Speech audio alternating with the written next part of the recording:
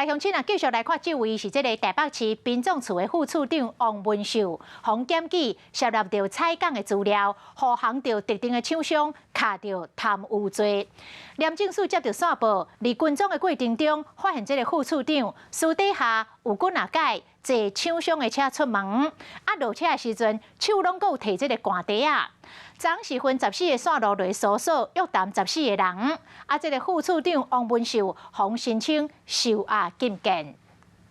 有图利业者吗？你们拿业者逃税，这我说明一下。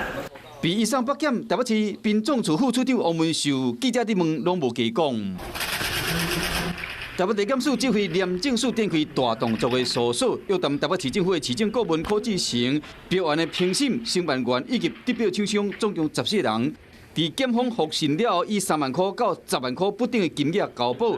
这个台北市殡葬处副处长王文秀被检举伫前年到去年这段时间，利用职务之便知影殡葬处的采购的资讯。涉嫌私底下透露无名资的处理以及电子满联维护甲运作2件招标的消息，和特定厂商涉嫌护航业者以最有利表来得标，而且廉政署接到检举，在跟踪的过程中发现王文秀有几摆坐厂商的车出去，逐摆落车时拢挂一个袋啊，涉嫌违反贪污治罪条例。虽然无调查到不法的所得，但过检方提出声押禁见。